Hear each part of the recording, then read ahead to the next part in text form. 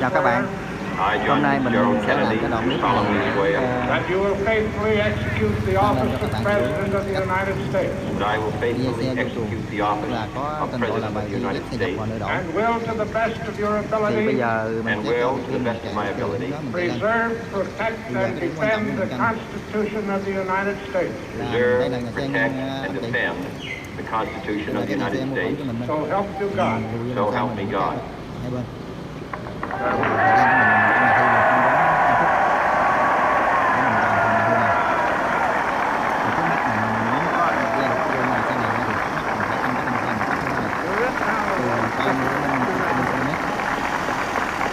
Là khoảng từ 3 đến 5 tấc thôi anh chị. Mình muốn làm được điều đó mà mình không có nắm đặt riêng mình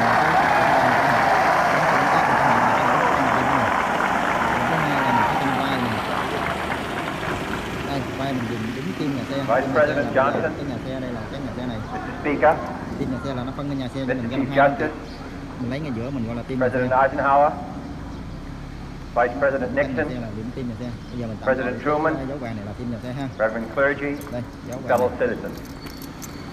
Team nhà xe. We observe today not a victory of party, but a celebration of freedom, symbolizing an end as well as a beginning, signifying renewal as well as change.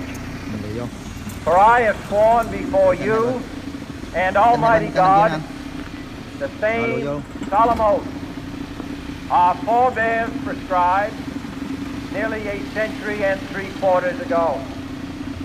The world is very different now. For man holds in his mortal hands the power to abolish all forms of human poverty and all forms of human life. And yet the same revolutionary beliefs for which our forebears fought are still at issue around the globe. Cái bài thi này có thời gian 2 phút, thành ra rồi chạy ra làm lại đi anh.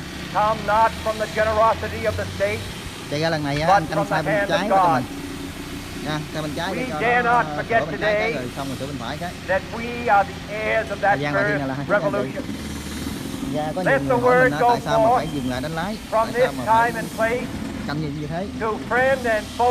Thành ra có nhiều người biết lái xe rồi thì vô họ lăn tay, họ canh không cần phải dừng. Ở dưới kia mình chạy lên. Đầu từ ở dưới kia mình chạy hướng lên, lúc mình thi á, mình cua cái đầu xe mình lên cho đó. Nhưng mà lúc mà mình thi á là trong cái hình đó có cái ở phía trên mình nữa là cái hàng. Nó gần vô chỉ hè phía trên. Anh nhạc khán giả mới để chết máy lên chùa điểm á. And to which we are committed today at home and around the world. Rồi có nhiều người hỏi mình là tại sao nếu mà ngoài đời mà không có cái chai nước suối đó là không có mấy cái điểm canh đó thì canh sao?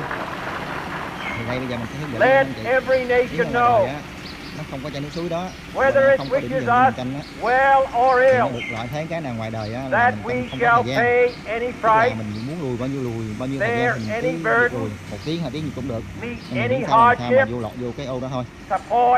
Cái nhà xe này anh chị học để nó mới biết đường mà đậu vô nhà xe. Ví dụ như 2 chiếc xe này người ta đậu hai bên, anh chị phải biết cách lùi vô đậu ngay giữa. Gọi là đậu xe vô trong cái nhà xe mình đó, nhưng mình đóng hai bên cái thiết đi chẳng hạn, hai bên bức tường đi có cái ô lọt mình lùi vô. To those old allies whose cultural ở ngoài đời á, and mấy anh spiritual chị ra origin không có thời gian, mấy we chị share, muốn chữ nào đó ra.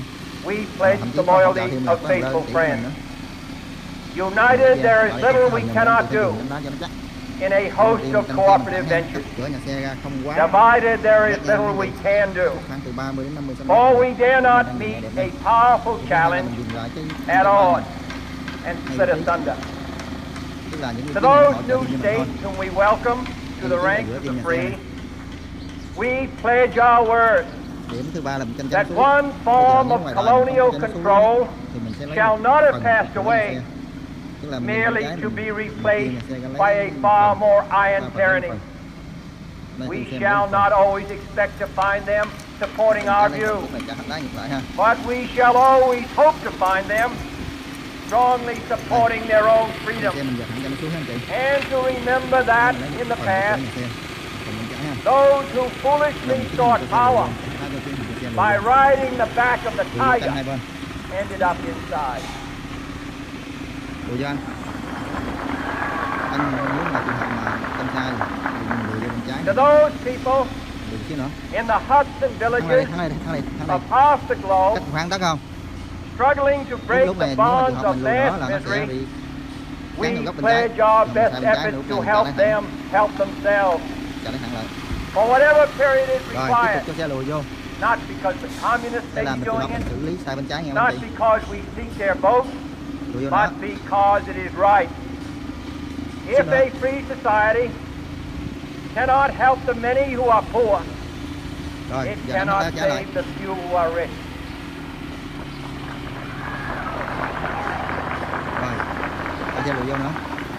To our sister republic, south of our border, we offer a special pledge to convert our good words into good deeds in a new alliance for progress, to assist free men and free government in casting off the chains of poverty. But this peaceful revolution of hope cannot become the prey of hostile powers. Let all our neighbors know that we shall join with them to oppose aggression or subversion anywhere in the Americas. And let every other power know that this hemisphere intends to remain the master of its own house.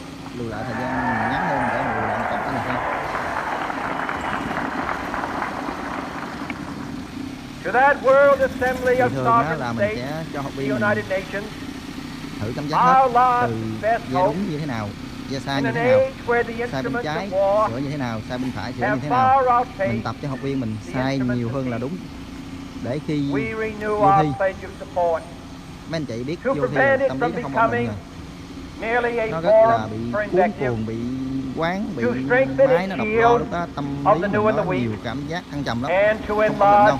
the area Thành ra in bây which giờ its trước khi written mà they mình run. muốn cho học viên mình trình diễn á, Finally, mình sẽ tập ở ngoài đây, to those nations thân khô who would make themselves our adversary, mình biết cách xử lý, we offer not a sửa pledge những cái sai, but a request rồi đúng như thế nào, sai như that thế both nào, sides thì begin chắc chắn là anew mình the sẽ cho quest khi for mình sai nhiều peace. hơn là đúng rồi, tại vì Before the dark powers of sẽ destruction làm được thôi. unleashed by science engulf all humanity in planned or accidental self-destruction. thời gian là ok. We dare not tempt them Có with nhiều người weakness, không biết sai xử lý như thế nào for là only when our arms hết thời gian rớt luôn. are sufficient beyond doubt Thành ra bây giờ mình vừa tập can đúng we be mà certain sai. beyond doubt that they will never be employed. But neither can two great and powerful groups of nations take comfort from our present course. Both sides overburdened by the cost of modern weapons, both rightly alarmed by the steady spread of the deadly atom, yet both racing to alter that uncertain balance of terror that stays the hand of mankind's final war.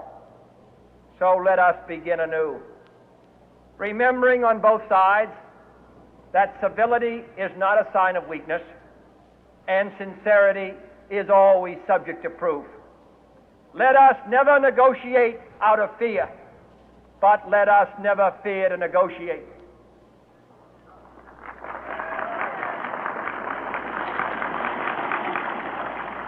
Let both sides explore what problems unite us, instead of belaboring those problems which divide us. Let both sides, for the first time, formulate serious and precise proposals for the inspection and control of arms, and bring the absolute power to destroy other nations under the absolute control of all nations.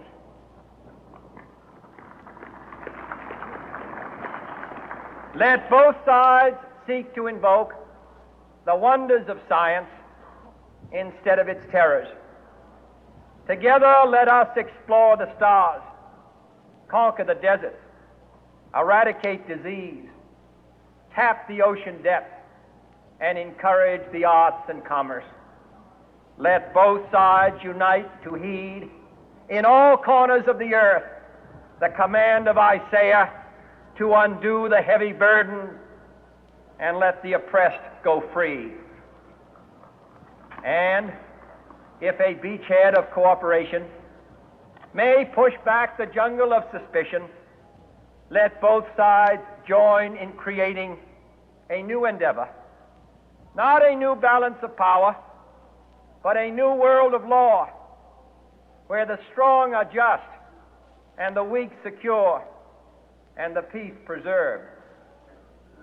All this will not be finished in the first 100 days, nor will it be finished in the first 1,000 days, nor in the life of this administration, nor even perhaps in our lifetime on this planet. But let us begin.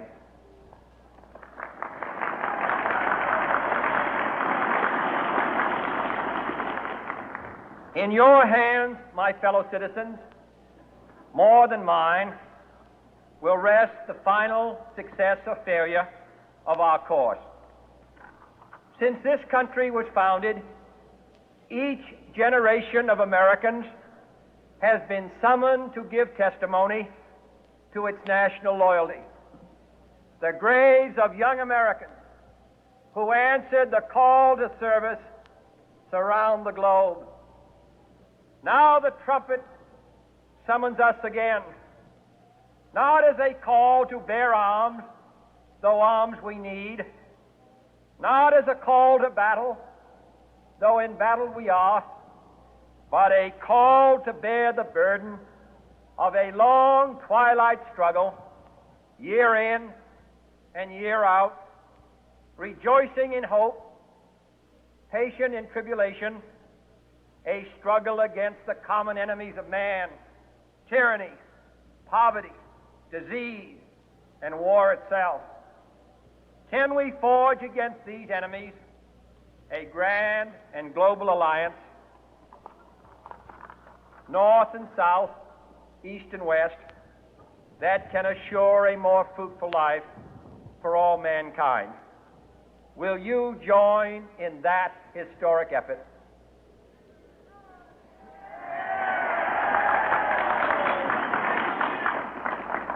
In the long history of the world, only a few generations have been granted the role of defending freedom in its hour of maximum danger. I do not shrink from this responsibility. I welcome it.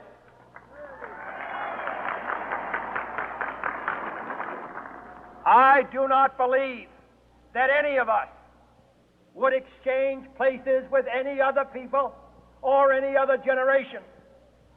The energy, the faith, the devotion which we bring to this endeavor will light our country and all who serve it. And the glow from that fire can truly light the world. And so, my fellow Americans, ask not what your country can do for you. Ask what you can do for your country.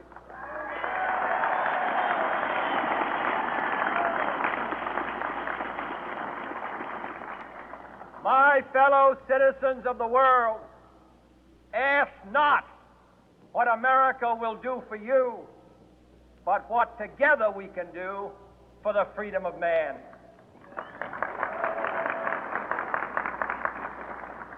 Finally, whether you are citizens of America or citizens of the world, ask of us here the same high standards of strength and sacrifice which we ask of you. With a good conscience, our only sure reward, with history the final judge of our deeds, let us go forth to lead the land we love, asking His blessing and His help, but knowing that here on earth God's work must truly be our own.